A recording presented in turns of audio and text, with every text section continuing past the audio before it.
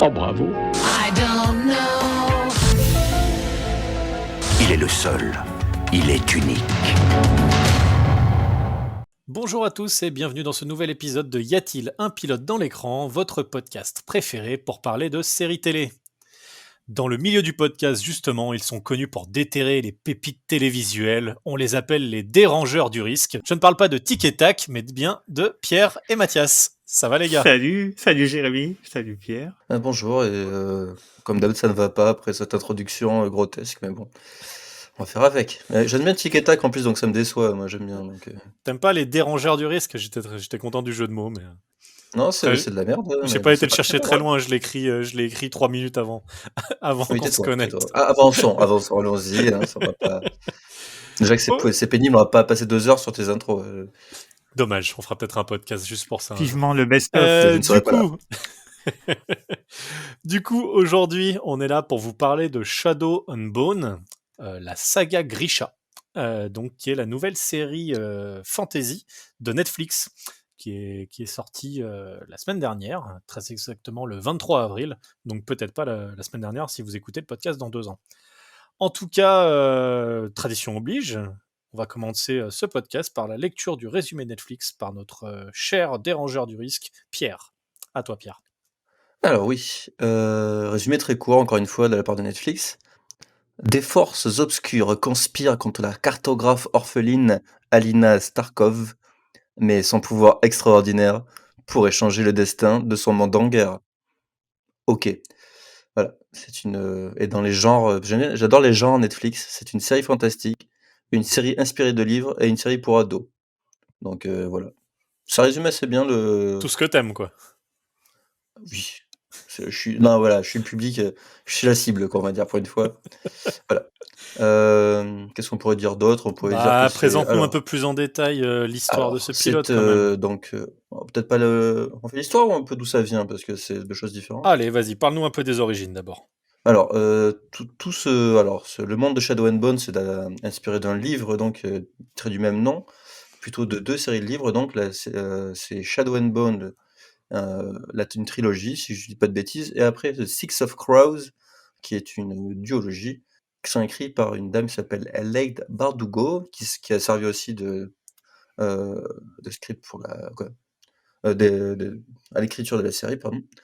Et la série a été développée par Eric Eysayer, très compliqué à dire, qui est un scénariste américain et qui est un peu un poulain de Netflix, j'ai l'impression, parce qu'il a officié sur 2-3 trucs de chez eux, comme par exemple Bird Box, le film assez connu avec Sandra Bullock, avec un bandeau sous les yeux, incroyable. Voilà. Ah, c'était lui, Du ça? coup, c'est lui. Non, il est juste au scénario. Après, il a fait nul, d'autres ça. scénarios. Ça fait une petite sensation. Moi, je trouvais ça un peu pété, mais après, effectivement, bon, voilà. Il y avait Sinon, A le film. Quiet Place à l'époque qui était bien meilleur dans le genre, j'avais trouvé, mais... Exactement, mais c'était un peu le décalque Netflix d'un bon film, quoi. Donc, Ouais. voilà. Et sinon, au casting, qu'est-ce qu'on retrouve? Des gens qui sont que je ne connaissais pas, sauf une personne. Donc, la star principale, c'est Jessie Miley. On a aussi Archie Renault, des gens que je ne connais pas. Le seul qui est un peu connu, c'est Ben Barnes, qui avait un rôle absolument incroyable dans le Punisher, je me rappelle de ça. Ouais, il Et joue Puzzle, il joue Jigsaw. exactement. Et il Et a voilà. aussi un très beau personnage dans Westworld. Je déteste Ah bah Westworld, moi donc j'adore. mais son personnage était ridicule dans Westworld. Effectivement, c'était le fils de riche un peu connard. C'est bien, on n'a Il pas joue à encore peu près la commencé même que ça perso s'embrouille ici. déjà, bravo Pierre. Oui, voilà. Donc après, qu'est-ce que ça raconte, tout ce... Alors, pour moi, l'histoire est un peu facile à raconter. C'est dans un monde en guerre. Alors honnêtement, c'est le bordel dans le monde où ils sont. En gros, il y a un mur, mais c'est pas le wall de Game of Thrones, c'est un mur d'ombre cette fois-ci. Donc tu peux quand même passer devant. Et Dedans. Parce que tu peux dedans, passer oui, devant exactement. n'importe quel mur, hein. C'est dedans que c'est plus compliqué. Oui, dedans, il y a des monstres, des choses, voilà. Mais il y a quand même des gens qui voyagent dans ce mur. Et tout autour de ça, il y a plein de situations géopolitiques diverses et variées à base de guerre. Et voilà, donc dans ce monde un peu fantasy, donc pas mal de gens ont des pouvoirs, ils sont recrutés par l'armée, c'est ce qu'ils appellent des Grisha. Il y en a qui font du feu, il y en a qui font de la glace, il y en a qui font du vent. Il y en a qui font de l'ombre, et il y en a qui C'était le font de dernier la maître de lumière. l'air, en fait. Voilà, donc c'est... Non, alors oui, voilà. Euh, Avant de donner mon avis, j'aimerais bien savoir si ça vous a plu. On va commencer par ça. Mathias, est-ce que tu as apprécié Shadow and Alors, Bone? écoute, à ma grande surprise, j'ai pas forcément détesté. Et si plein de fois je me suis dit quand même, et je me suis fait avoir, et j'ai quand même enchaîné sur un deuxième épisode, ce qui est très rare, surtout en ce moment où je suis un peu fatigué et tout ça. Et bon, c'est un truc que j'ai partagé, hein. J'étais pas tout seul, et donc ça a aidé. Mais D'accord. mais voilà, c'est très compliqué. Peut-être que la fatigue t'a permis de supporter Peut-être, peut-être. Disons voilà. que ça quand même, on sent que depuis un moment, là, Netflix est dans une ornière, on va appeler ça une ornière, parce que Un marasme, on appelle ça aussi, moi, si dans tu le veux, métier. Mais... je vais appeler ça une ornière dans le sens où on se retrouve au fond de la tranchée, et tout se ressemble, en fait. Tout est foutu pareil. Esthétiquement, on est dans quelque chose qui est très, maintenant, qu'on va pouvoir qualifier de Netflix. C'est-à-dire, c'est un côté très fabriqué, très, les effets spéciaux, on a l'impression que c'est la même personne qui fait tout sur toutes les séries.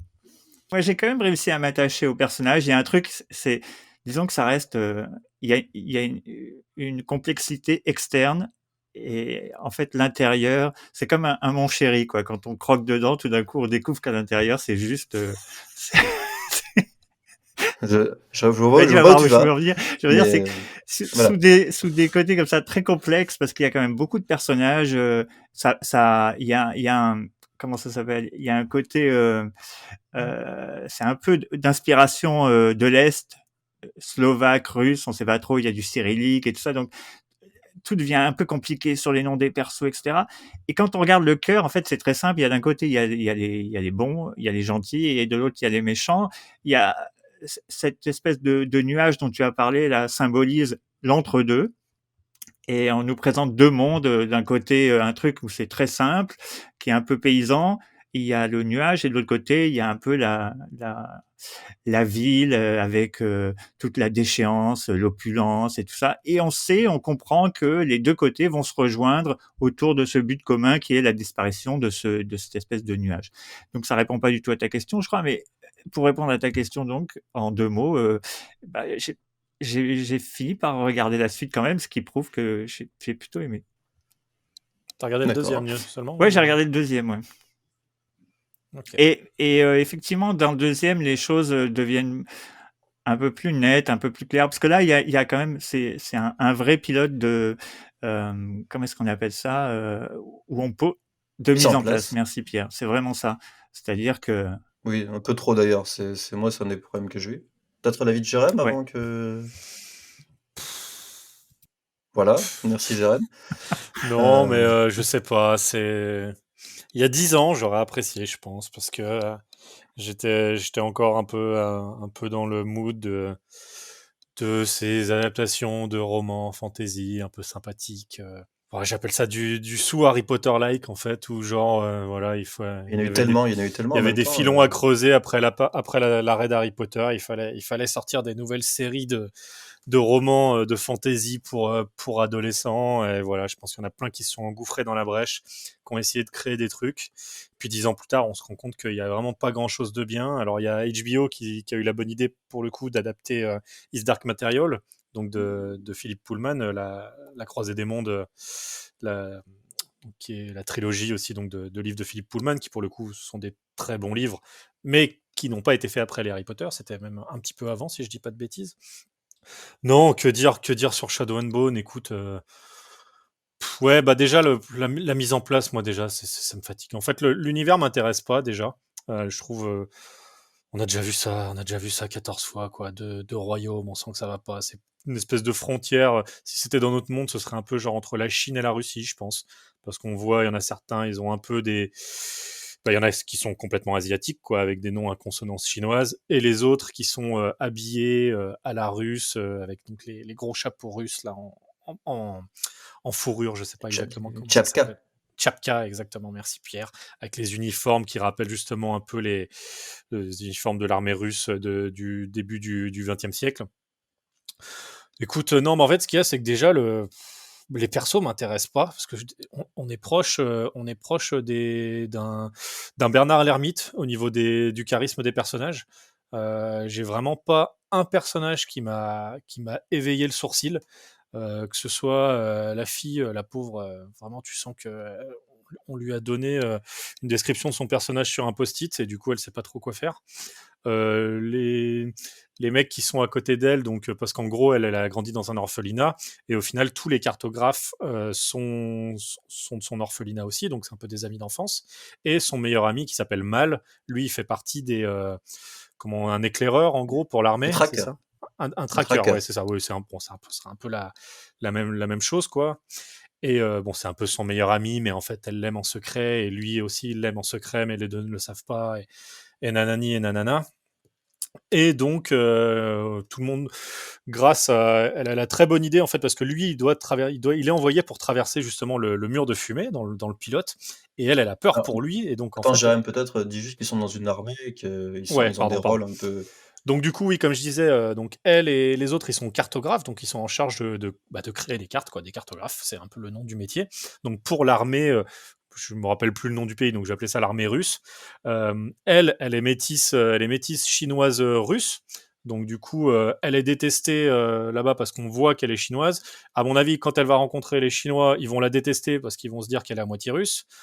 On le voit arriver, c'est gros comme une maison. Et donc voilà, tout ce beau monde est cartographe pour l'armée et donc Mal, le meilleur ami, love interest de cette jeune fille, est envoyé finalement pour traverser le mur d'ombre. Et donc elle a très peur pour lui. Du coup, par une combine, elle brûle les cartes, ce qui fait que du coup, ils sont obligés. Elle se dit comme ça, je suis obligé d'aller avec eux parce qu'ils vont avoir besoin d'une cartographe. Et pas de bol, du coup le général, enfin le colonel, il est pas content du coup qu'on ait brûlé ses cartes, et du coup il fait, bah y a pas que toi qui va y aller, il y a toi et tous tes copains. Donc ils envoient tous les petits cartographes sur le vaisseau, et évidemment ça va mal se passer, tout le monde va crever, tout ça pour dire qu'on en a rien à faire quand il meurt. J'ai vraiment eu aucune, aucune émotion, vraiment, ils meurent tous les uns après les autres. Vraiment, ça prend 1 minute 30, tout le monde est mort.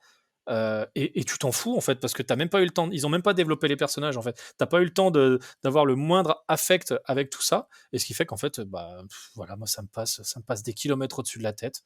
Après peut-être vous voulez parler aussi de l'histoire parallèle qui se passe dans l'autre ville avec l'espèce de Arsène Lupin, du pauvre, hein. Non mais allez-y, parlez, moi je suis fatigué. Oui, en fait, de l'autre côté du fold, on suit les aventures d'une sorte de voyou, ouais, qui s'appelle Kaz, qui a un petit groupe de mecs, qui sont un peu en fait, on dirait vraiment, ouais, je sais pas C'est les comment, irréguliers de Baker Street. voilà, donc une meuf, qui a des couteaux et un mec qui a un pistolet, voilà, et on leur demande de trouver alors je vais être très franc avec vous, j'ai suivi ça, alors moi ça ne m'a pas plu, hein. J'ai suivi ça et je n'avais tellement rien à foutre que je comprenais rien à ce que je regardais. On te disait: «Ouais, faut faire un mec qui va traverser le mur, mais alors il faut trouver quelqu'un qui le traverse, mais donc vous pouvez traverser, mais vous pouvez pas traverser en même temps que vous pouvez traverser et il faut payer 1 million de je sais pas quoi, de 1 million de roubles pour faire ça». J'étais là: «Quoi?» Après on revient dans l'armée, tu as les mecs qui font autre chose Je et tu crois que as ce sont des bon Rubek. bref, ça m'a oui, c'est pareil, voilà Ouais, ouais, ça fait 10 euros de toute façon, donc. les pesetas quoi. Non mais après non, c'est franchement, tout ça est assez, c'était un peu long pour pas grand chose et je trouvais qu'il y avait une overdose de personnages pour au final rien raconter et ça m'a un peu en fait, il y a beaucoup de méchants, tout le monde est très méchant et dans la ville, il y a des méchants, ils sont tous très méchants et voilà, bon, qu'est-ce que tu veux que je raconte, plus là-dessus? On sent ils ont fait un petit effort pour, donner, des petits costumes sympathiques, aux mecs qui sont de l'autre côté du mur là, dans leur ville, je sais même plus comment la ville s'appelle comme Jérémy. On va Amsterdam, c'est Ketterdam, un Moscou. truc comme ça? Moscou, Moscou. Non, Ketterdam, C'est je ça, crois. ouais, Ketterdam. Ça me revenait parce que c'était tellement original que j'étais, voilà. Non, mais en fait, bah, que dire de ça? Bon après, forcément, on peut pas spoiler, mais on peut dire quand même que là, Bon, l'héroïne c'est le pilote, principale se hein. Dans retrouve cette émission, on parle du pilote pour ne pas spoiler la suite. non, Donc, si tu peux quand même elle se spoiler retrouve qu'est-ce qui se avec passe dans le pilote, quoi. avec, le pouvoir de la lumière, qui, fait fuir, les monstres qui sont Dans dans l'ombre. l'espèce de brouillard, voilà. C'est incroyable, hein. Heu, Après bon, on se rend compte que ce n'est pas la seule, comme d'hab, il y a les gens qui font du feu, tout ça, qui sont un peu privilégiés dans cette armée-là. Heu, ouais. Bah, elle, c'est l'élu, en Euh, fait, c'est Neo, quoi. Voilà, en Parce fait, qu'en c'est gros, dès le ça. début, oui, au et je... début, ils disent ça, quoi. Ils disent, en gros, il y a un espèce de mage noir de l'armée russe là qui a créé ce mur il y a une centaine Oui, d'années. mais Donc plus personne n'a la capacité de magique pour le ce qu'il détruire. faut Il y a expliquer, juste un autre ce que mec. Donc, Jérémy, pardon. que tu n'expliques pas, c'est que la création de ce mur vient du fait que les sorciers, donc les Grishka, avant, étaient conspués, c'était des gens qui étaient comme les X-Men, quoi. Ils ont été pourchassés, exterminés, et du coup, pour se oui. venger, voilà, l'un d'eux qui a créé cette espèce de mur infranchissable, et effectivement, tout l'enjeu de cette histoire, c'est de trouver la personne qui sera à même de maîtriser le pouvoir de la lumière, qui pourra effectivement faire tomber cette espèce de mur magique. Et il se trouve, Mais ça, c'est dit dans le pilote, là, cette histoire de bien vengeance. sûr que c'est dit dans le pilote, Ah bien bon? sûr. Ouais, j'ai vraiment, ça m'est passé des. Ouais, tu vois, vraiment, j'ai pas réussi à Moi comprendre. aussi, j'ai pas vu ça, mais après, c'est Non, pas mais grave. c'est ça, Hein. en fait. Non, mais ça, c'est l'espèce de background de story. C'est-à-dire que aujourd'hui, Ouais, mais cette histoire des Grisha conspués, moi, j'ai pas de souvenir bah de voilà, en ça, fait, du pilote, mais. Pour moi, c'était plutôt mis en valeur, en fait, dans le peu truc. importe, Mais... l'idée, c'est de dire que cette personne-là est l'élu, qu'elle n'a pas envie de porter ce fardeau-là, et que elle est juste intéressée par son copain d'enfance, pour lequel elle est éperdument amoureux. Et, euh, et voilà, elle n'a pas envie de sa Enfin, destinée, elle a juste envie d'une histoire d'amour, mais comme toutes les destinées, bah, elle se fait rattraper, puis voilà. Destinée, on était tous les ouais, deux après, destinés, j'ai envie de dire. alors moi, ce qui m'a frappé dans ce truc-là, au-delà du... En fait, c'est qu'on dirait vraiment... Là, on n'est même plus sur le best-of, on est sur l'ultra menu best-of de tout ce qui s'est fait depuis 10 ans, voire 20 ans. C'est-à-dire, effectivement, il y a tout ce qui est post-Harry Potter. On pourrait les lister, genre Hunger Games, Labyrinthe, plein de trucs bien dégueulasses. Eragon. Hein, non, ouais, peut-être. On se mélange un peu ça avec des trucs de super-héros quand même. Donc, t'as un peu l'influence de tous les trucs super-héroïques. Umbrella Academy, tout ça, tous les trucs de Netflix qui avaient des personnages à pouvoir. On a aussi, bah oui, il y a un peu de tout en fait. Un petit peu de Game of Thrones, voire beaucoup de Game of Thrones, mais vraiment le Game of Thrones Teletubbies quand même. Hein. Parce que faut pas, en fait, il n'y a pas trop de violence en fait. Il y en a un petit peu, mais c'est vraiment très dilué. Euh, Ah, une production design qui est après, ça se muscle, un hein, peu entre question deux. violence. Ça se muscle un peu, et sur Netflix, c'est comme Oui, ça ça reste reste. une recommandation 16+, hein, sur Netflix. Non, mais parce Ouais. que après, je vous le dis, après, il y Je... a de la violence qui est un peu plus crue. Non, mais Ok, honnêtement, ok. rien que dans l'écriture des personnages, on voit que ce n'est pas un truc qui a été écrit pour du public adulte. C'est vraiment destiné à des Complètement. adolescents, voire pour des enfants de moins de 10 ans. Pas du Quand tout. t'as pas. Voilà. Bon, peut-être pas Pas moins du de tout, 10 moins ans de 10 non ans. plus, quand même, Ok, Pierre. moins de 6 ans. 6 ans. En termes de complexité scénaristique, en tout cas, en fait, je trouve que ça se veut complexe. En fait, on dirait un peu Westworld, c'est un truc qui prend des biais pas possibles pour te raconter que les robots, ils sont méchants. Ben là, quoi, ou ils sont gentils. Mais là, c'est un peu ça, genre, ils te présentent 50 000 personnages, pour au final, c'est juste la lumière contre l'obscurité, j'ai l'impression. C'est le cinquième élément, quoi. Donc, bon, au final. Mais quand Non, mais tu parles de Game of Thrones, tu vois, c'est intéressant, par exemple, parce que juste le pilote de Game of Thrones, par exemple, arrive à te présenter pas tous les enjeux, mais déjà en tout cas tout l'écosystème politique avec tous ces différents pays que tu peux avoir dans Game of Thrones, Non, mais que ce soit vraiment. Bah, Jérémy, je vais pas partir dans le tu peux détail, pas mais bon, voilà. comparer. Game of Thrones était quand même dilué sur plus d'épisodes que le pilote, Non, on mais l'avait dit à la base. typiquement, là, le problème dans celui-là, c'est que moi, j'arrive pas à comprendre déjà la géopolitique du truc, en fait. Alors, apparemment, ils n'ont pas le droit d'aller en bas et en haut du mur parce que, alors, il y a d'autres pays, Non, apparemment. c'est pas ça. Enfin, Sauf que, il y a la montagne. Ouais, vas-y, Pierre. On s'en fout un peu en même temps, c'est des trucs des scénarios. Moi, je voulais juste qu'on parle de la qualité du bah truc. non, Mais... parce que du coup, En moi, gros, par exemple, j'aurais bien aimé que, typiquement, le problème qu'elle, elle soit métisse, tu vois, tu sens déjà qu'il y a une espèce d'animosité entre ses origines au sein même de là où elle a grandi, et du coup, j'aurais quand même aimé en savoir un petit peu plus d'entrée, en Eh, fait, pour eh pouvoir ben, ça plus m'identifier à ce ça personnage, quoi. s'éclaircit dans la suite. Dès l'épisode 2, tout Ouais, ça devient beaucoup plus clair. Mais ok. non, mais tu vas pas nous dire Mais, chaque et fois du coup, est-ce que le mur, l'épisode il 2 devient sauve beaucoup le plus pilote. clair aussi? comment Est-ce que le mur, il devient beaucoup plus Non, clair pour aussi? répondre à ta question sur le mur, en fait, ce qu'allait dire Pierre, c'est une chaîne de montagnes infranchissables d'un côté, et de l'autre côté, en fait, ce sont des glaces. Il y a le qui C'est En tellement fait, basique. qui Enfin, du genre, coup rendent le trajet beaucoup plus long, beaucoup plus pénible, etc. Et le plus simple, ce serait effectivement d'aller tout droit. Et pour ça, et ça fait partie de l'enjeu justement dans Amsterdam là où en fait il y a un marchand qui est prêt à donner beaucoup d'argent pour trouver un moyen de traverser rapidement. Et voilà. Ouais, puis cette bon, petite après, pirouette aussi, qu'en fait on se rend compte que donc l'histoire du mec à côté là, l'espèce de Arsène Lupin, en fait ça se passe 2 semaines après les événements qui suivent l'héroïne, et donc on se rend compte qu'en fait le personnage, parce qu'ils doivent trouver une meuf dont son pouvoir c'est de faire parler les gens, c'est un espèce de son pouvoir, c'est le sérum de vérité apparemment. Et du coup, ils ont besoin d'interroger un mec, et bon, c'est pareil, c'est complètement Non, tout bordélique ça parce c'est que. résolu en épisode 2. non, Ouais, mais mais du coup, alors, tu vois, moi j'ai envie de pas te être dire, résolu en j'ai épisode. quand même envie à la fin du pilote d'avoir des raisons de regarder la Écoute, suite, tu vois. Et là, clairement, en tant que pilote, moi, ça me donne pas je suis envie. d'accord, mais pour un type qui a continué le Winter Soldier, tu pourrais nous dire que ce qu'on a dit, parce qu'on l'a défoncé, et il y a plein de gens qui, au final, disent elle est vraiment chouette cette série.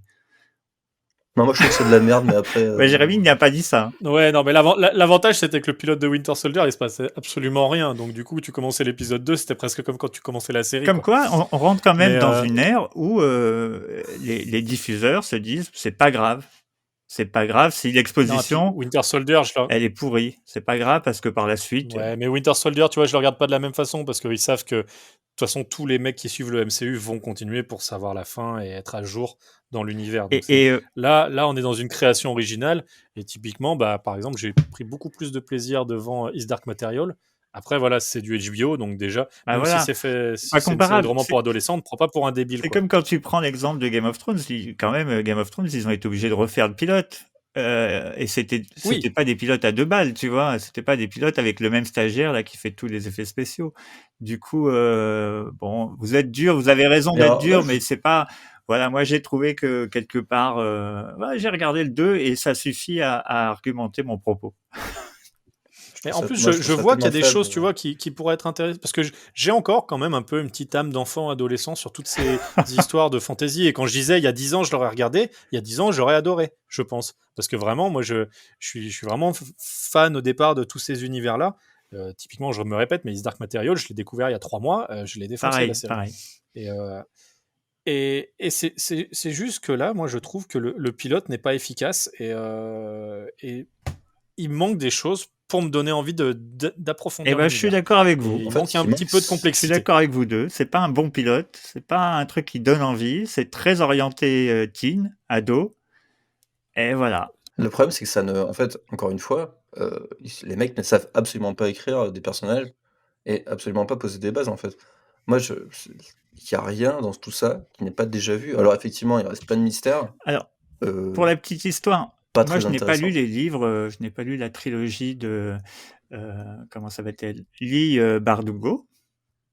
Mais j'ai lu que l'adaptation qui a été faite de sa trilogie, en fait, était beaucoup plus ambitieuse que ce que les livres présentent.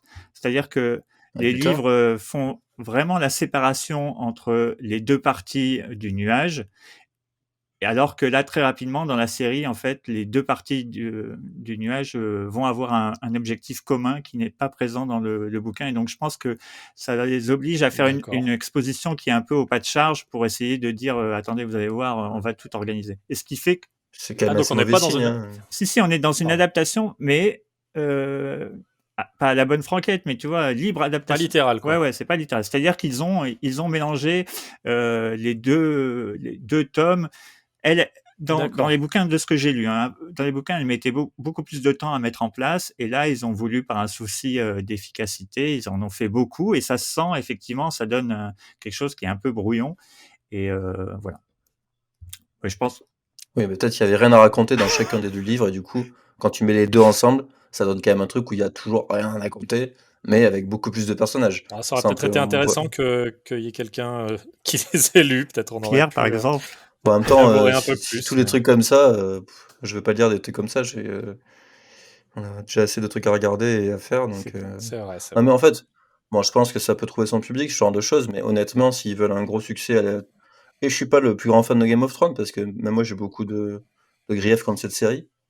Mais au moins, ça avait le mérite de poser un truc dès le début et qui était un peu novateur et qui redonnait un peu quand même quelques pistes intéressantes par rapport Ouais, à mais la encore une fantasy. fois, Pilote de Là, on Game est of vraiment Thrones, sur... c'est une mais masterclass. messieurs, hein. excusez-moi, mais ce que vous faites, c'est dégueulasse. Vous pouvez pas faire un Non, comparatif avec Game of Thrones, qui est une écriture qui est pourquoi? typiquement adulte, qui traite des sujets foncièrement adultes, qui parle Mais ce n'est pas d'inceste parce et tout que ça. c'est Je te dis pareil adolescent, à ce Avec, bah, compte-là. la merde de la laissez-moi merde, en fait. terminer, Pas avec, tous en même temps, pas tous en même temps. oui, vous pouvez pas comparer ça avec une série de bouquins pour adolescents, c'est pas possible. Évidemment que His Dark Material, Bah, à ce compte-là, le pilote est 100 fois mieux, 100 fois meilleur. Et que ce soit l'intégration non, mais on n'est pas en train de, que ce soit l'introduction de tous les personnages, on bah n'est si, pas en c'est train de faire un l'exemple le classement plus récent de, que j'ai sur une adaptation. moi, je Bah non, mais en termes d'efficacité, suis d'accord avec vous, je dis juste que comparer ça à Game of Thrones, c'est un peu cavalier de votre part, c'est tout. non, non, mais il y a plein de mais choses non, qui c'est... nous obligent à comparer à Game of Thrones parce que ça, pour moi, c'est du Game of Thrones pour adolescents. Rien que le mur, déjà, voilà. Mais Je pense que tu, maintenant, en le fait, tu mur, peux tu dis aux prendre un gens un truc matériau... avec un mur, ils vont te dire Game of Thrones, quoi. Tu pourrais prendre ce matériau qui est fait pour adolescents et le donner à une équipe d'écriture qui va un peu... Et même si ça reste une écriture destinée à des ados, tu peux quand même donner des choses intéressantes et pas des trucs, tous les clichés absolus de tous les bouquins qui existent et les mettre là-dedans. Tu peux essayer d'élever un peu Tout le à genre, en fait. fait. Là, c'est vraiment... Tu sens que c'est un pilote automatique et les mecs, ils font ça, ils font... Vas-y, alors là, ils sont tous là, c'est incroyable, nouvelle série de Netflix. C'est un incroyable, en fait, et tu sens que les mecs, en fait, c'est vraiment des trucs en mode pilote automatique. On dirait que c'est généré par un ordinateur. Et oui, Ah, il y a ça aurait été un bon nom pour notre émission, ça, pilote automatique. oui, on pourra faire On une, pourra une faire un troisième émission spin-off. si tu veux sur ça. Non, mais moi, c'est vraiment ça me. En fait, c'est limite triste pour Netflix, mais je pense qu'ils sont perdus soit dans des algorithmes, soit genre, il n'y a plus assez de matériaux à adapter, et du coup, effectivement, faire des licences nouvelles, c'est très compliqué. Mais là, je trouve que c'est vraiment très compliqué. C'est vraiment. C'est faible, en fait, et tu te dis, mais combien, un mois, combien d'argent ils mettent sur ce genre de production?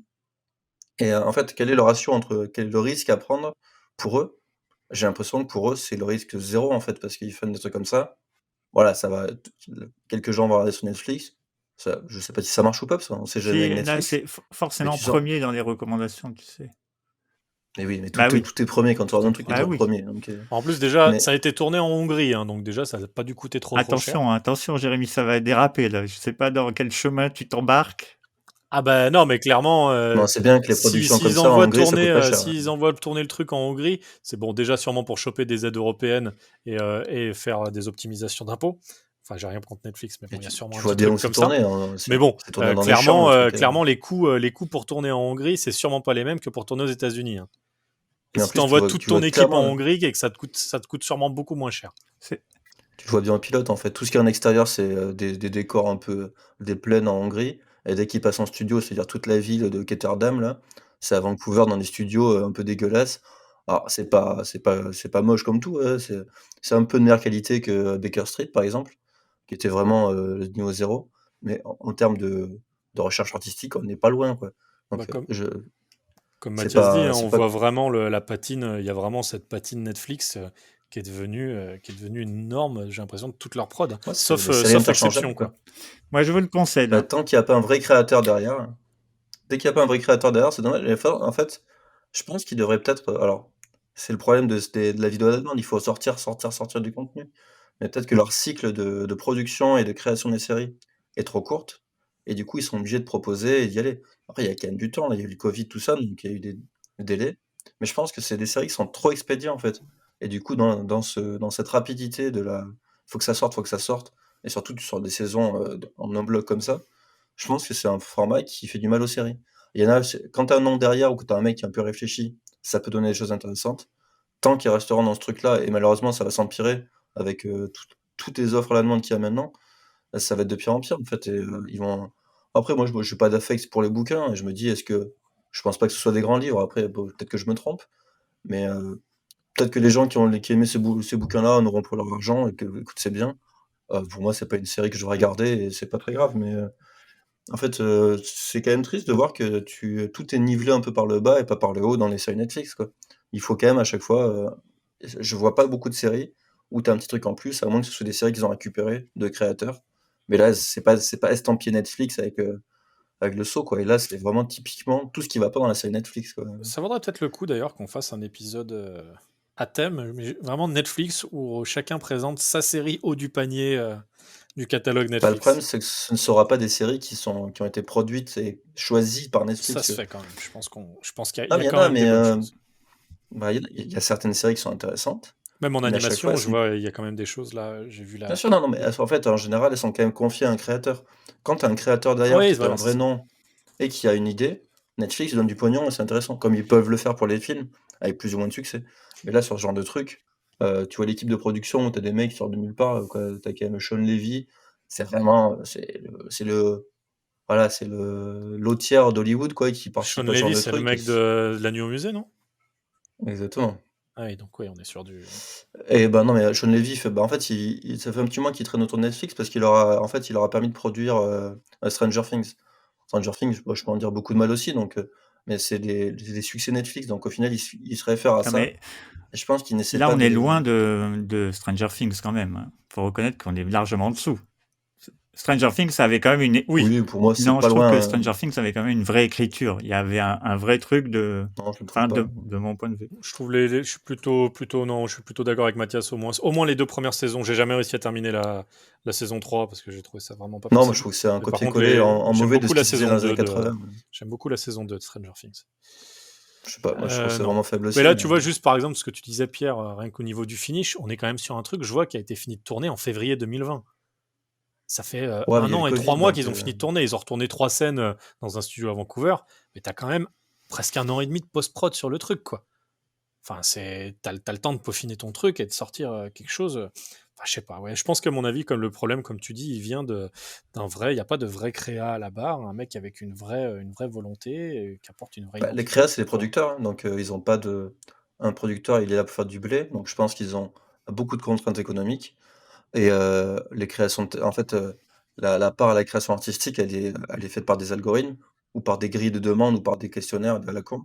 Quoi, peu importe le problème de ce que cherche Netflix, en fait, c'est là pour satisfaire des trucs.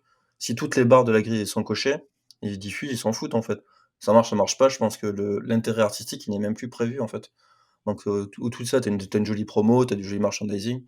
Voilà, moi, alors, j'ai pas compris pourquoi ça s'appelait Shadow and Bone, par contre, mais bon. Moi, je crois que c'était un truc de pirate, Euh, moi, quand j'ai vu le titre. oui, moi aussi, je pensais que c'était quelque chose, il y a des bateaux. Non, mais après, bon, on s'en fout. Euh, voilà, je trouve ça. Non, mais c'est. Mais c'est vrai que même le modèle économique, pour moi, est un peu compliqué, parce que, enfin, ça coûte quand même des sous de faire ces trucs au bout d'un moment. Je te Netflix, dis, même il y a s'ils ont tellement quand même de. 200 millions d'abonnés monde, ce qui est énorme, Ils c'est sont quand dans la même. merde, hein, Netflix, là. Mais voilà, Les ils nouvelles perdent de récentes. l'argent en permanence de toute façon, mais comment comment tu peux rentabiliser en continuant à produire des Mais trucs tu que les rentabilises gens ne pas. regardent En fait, c'est juste qu'il faut produire de plus en plus. Là, on a vu, il y a une annonce qui est passée il y a quelques jours. Ils vont mettre 17 milliards de dollars pour faire du contenu en 2021 et 2022. 17 milliards, c'est énorme. Après, et vu que la concurrence augmente et le nombre de choses augmente, mais on va se manger des trucs comme ça, mais il va y en avoir à en plus finir. Après, je pense C'est qu'aux comme Allemands, le ça va prix faire qu'ils ont comme. payé pour les suites de À couteau tiré, là, avec Daniel Craig. 400 Mais ça, millions c'est nul. pour le 2 et le 3. Alors moi, j'ai C'est beaucoup aimé le ridicule. film, personnellement. Mais c'est mon côté Agatha Moi Christie, j'en aussi, avais déjà j'ai parlé adoré. dans un épisode précédent. Mais par contre, 400 millions, à l'époque, je crois qu'on leur avait proposé d'acheter le dernier James Bond pour 800 millions, si je dis pas de conneries. Donc, Ouais, c'est quand même pas la même franchise James Bond.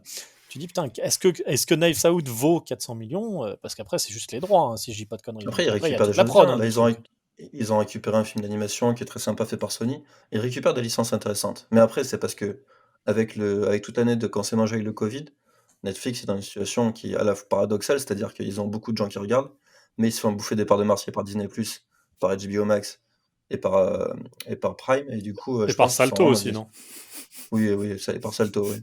Par 3615, j'aime le cinéma. Non, mais je pense que la situation est compliquée, et du coup, avec ce genre de programme, ça, en fait, je pense que, tu sais, c'est vraiment les trucs en Zaplast, mais qui marchent pas, en fait. Tu mets ça dure une semaine, ils font, regarde, le truc qui est numéro 1, c'est, Mais c'est ça, ouais, il se passe quoi? qui va se rappeler de Shadow and Bones, tu vois Quand dans 10 ans, si ce podcast existe encore et qu'on fait un thème les meilleures séries fantasy, bah franchement, il n'y aura pas Shadow Voilà, and Bone, ni les séries adaptées les d'un meilleures séries, elles livre, sont pas là. ni les séries adaptées d'un livre pour enfants. Mais bien Donc, sûr que non. Mais c'est pour ça qu'ils veulent. Je pense que le Graal maintenant, ce serait des nouvelles séries. Tu vois bien, hein, c'est les séries qui sont des séries Star Wars, des séries Harry Potter qui vont arriver sur Warner, quoi, sur HBO Max, invariablement, des séries DC. C'est le problème des licences, en fait. Et là, la licence, elle sort de nulle part. Elle n'est pas établie dans le cœur de beaucoup de gens, je pense. Et du coup, ça fait pas illusion, quoi. Genre, c'est dommage regarde, parce que. ils ont bien annoncé une série télé Harry Potter, là, Warner, il n'y a pas longtemps. Oui, bien sûr. Non, mais c'est comme ça que ça va marcher. Et les licences fortes qui sont déjà établies vont conduire des trucs. Après, moi, je suis pas non plus. Harry Potter, c'est pas le meilleur bouquin de tous les temps et tout ça. Non, Mais mais par contre, ça t'as va une gagner de base l'argent. t'as une base qui est incroyable, voilà. Là, Shadow and Bone, je pense que le move, ça aurait été peut-être de bosser un peu plus l'adaptation et d'en faire un truc qui a un peu plus de gueule, en fait, ou un peu plus de choses à raconter. Là, je pense que c'est pas du tout le projet. Et c'est un faux. En fait, ça ne va pas solutionner les problèmes que peut avoir Netflix, quoi.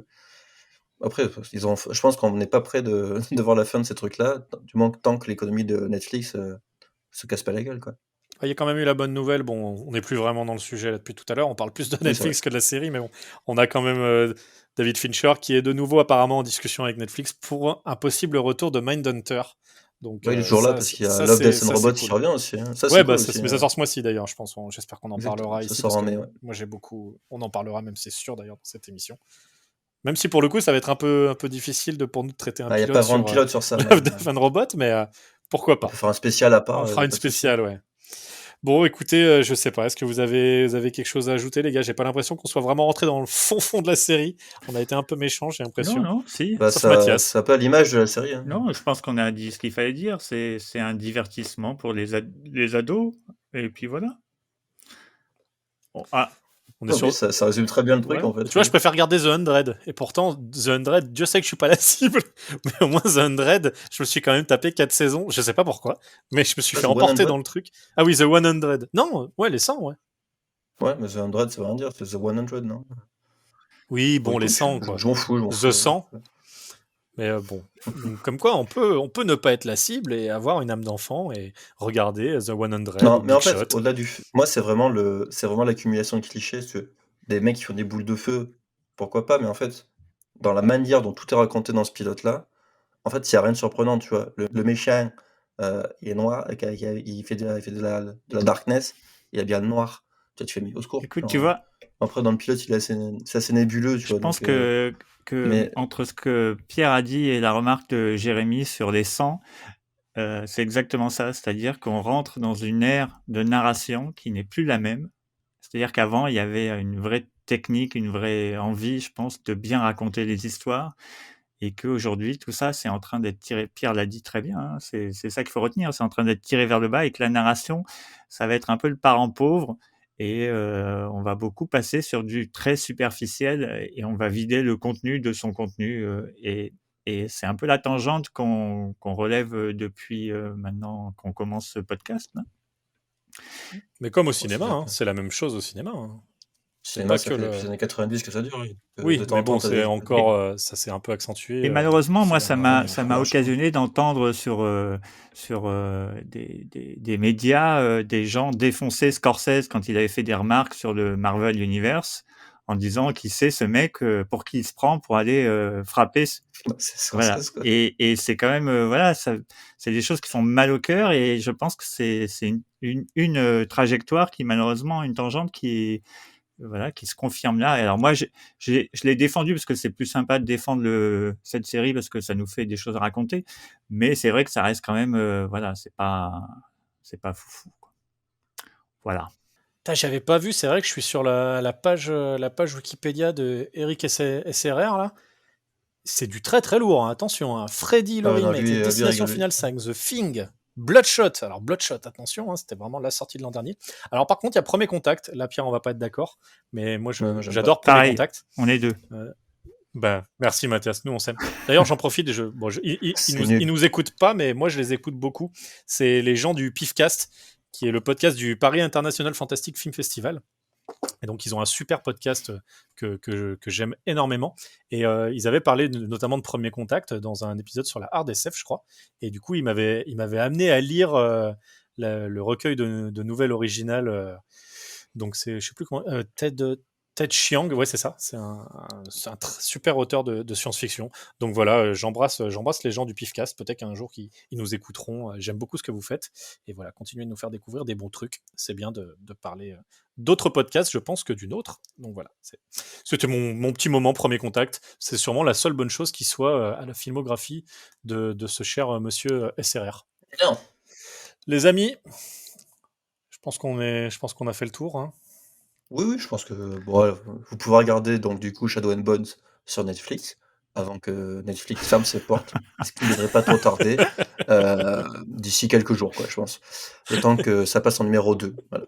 Non, mais c'était intéressant. Non, moi, j'aime bien. Bon, eh ben écoutez, chers auditeurs, merci de nous avoir écoutés. On le rappelle, vous pouvez nous retrouver sur toutes les bonnes plateformes de streaming, Spotify, Deezer, Apple Podcasts, Google Podcasts, on est même sur YouTube.